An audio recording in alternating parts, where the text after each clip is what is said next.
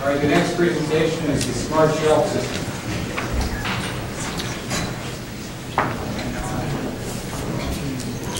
Hello, my name is David Rico, and I'm part of the Smart Shelf System project.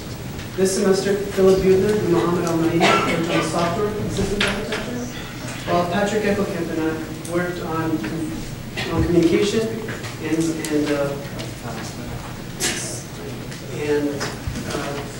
power management. Now, in today's supermarket, the creation and implementation of the price label is inefficient, using outdated methods and materials, including printer, paper, and manual labor. Also, there's no direct interaction with the company's database, which lends itself to margins of error on prices displayed. We offer a complete solution that replaces paper labels with electronic labels. Employees are no longer required to physically change these labels every time information changes, because our system fully integrates itself with the company's database and automates the entire label processing system. Display units are used to present relevant information such as the price, barcode, and more from the database in real time. Now, there are several sections within our system. The first being the server, which is the heart of the system. It is a control unit that interacts with the company's database, the user interface, and the communication manager.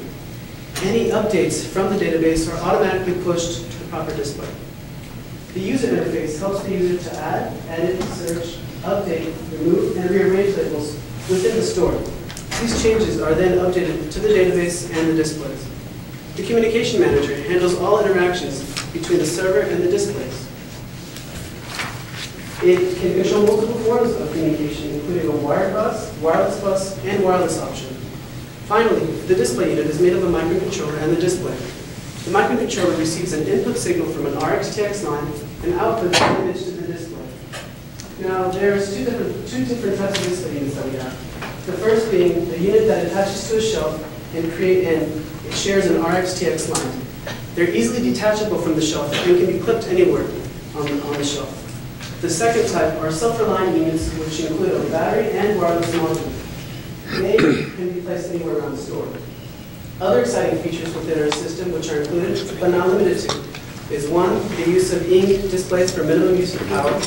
2, the flexibility to create item-specific or store-wide discounts for a period of time. 3, the flexibility to create an unlimited number of stylized dynamic templates and apply them to as many label sizes as desired. And 4, the ability of integration with handheld devices such as a wireless barcode scanner. As you can see, we designed our system from the ground up to be as flexible as possible. By incorporating all these features within the Smart Shelf system, we hope to better the communication with the consumer, better the working experience, and to help supermarkets be more profitable by reducing labor and maintenance fees. Thank you for your time. Please come by during the closure session. And as a special note, I'd like to thank Gene for having made all the mailing for our little boards. And I open the floor to any questions. Have you done any kind of an analysis in terms of cost and benefit? I mean, over a period of time. I mean, yes. Low margin business. You don't care so much about the high-tech aspect of it, but to keep the cost low. All this seems like it's going to incur some non-trivial costs. Sure. Last semester, we had actually done extensive research on how much profit the supermarkets would be able to make. We can show that in the demo. We have a whole Excel sheet that works on it. I believe that initially, because of the technology that exists today, it might be a little costly initially. Was it 35,000? I don't remember exactly the number I can show you. Our break-even point was around 7 years. Taking in fines for like mislabeled items and we compared like employees, and we took into a lot of things into consideration. So around 7 years was the break-even. We compared. We compared the design that was today, which is manual labor, paper, and printer, and the annual fees for that was way more in comparison to what we have in the system. So Whole Foods use some digital displays today on the shelves. Yes. So did you research their system? Yes, we do. And the big difference, there are several big differences actually. First, the only digital thing about it is being able to show prices. Also, there's no network with it. So an employee actually has to go to that little label and change the numbers every time.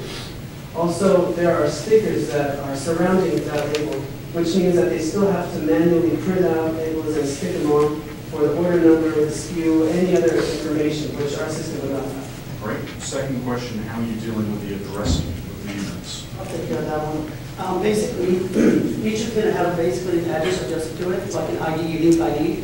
And whenever you actually do it, like you're trying to communicate to a chip, right now we're using RS-232. In the future, I mean, you know, when we actually go to the market, we use something more like ITQC, which actually allows us to do a lot more and better control. The reason why we use the RS-232 because it's actually 2 lines, so we don't have to do a lot of line for a prototype.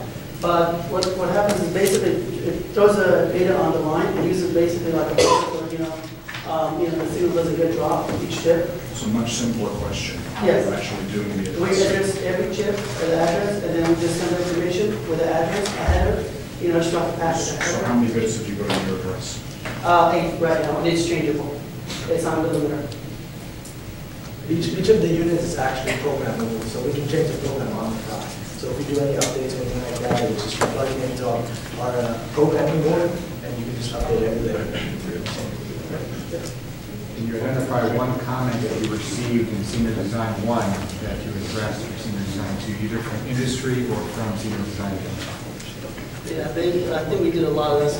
There's a lot of built-in flexibility aside. Like I had, I think the guy back up everything, but he told me, what if I want to put a custom, special at this hour, or some special, analysis. The actual server has a feature where you can. And if you're too young for this, it's called Yeah. blue light special. Yeah, that was definitely built in, and I can show you guys. The cool part is you can actually write a code, put it on their hot plate, that's what I call it, and it will actually execute it on runtime. So you can add so much more, custom template, custom everything. We also, I think the suggestion was diagnostics. Yeah, that is also included. You can actually run a diagnostic from a base, and there's also, like, if you go to the admin panel, it shows all the chips that are up, or you can rerun, and it will actually show you, oh, this chip didn't respond, this chip took this many milliseconds to respond. All that's included. We also want it to be just wired, and then Torlac actually suggested to be wireless, so we added in some self-sufficient wireless, we actually have out in for the demo. So I really like you guys come to look at it, because it's really awesome. I'm not going to explain it.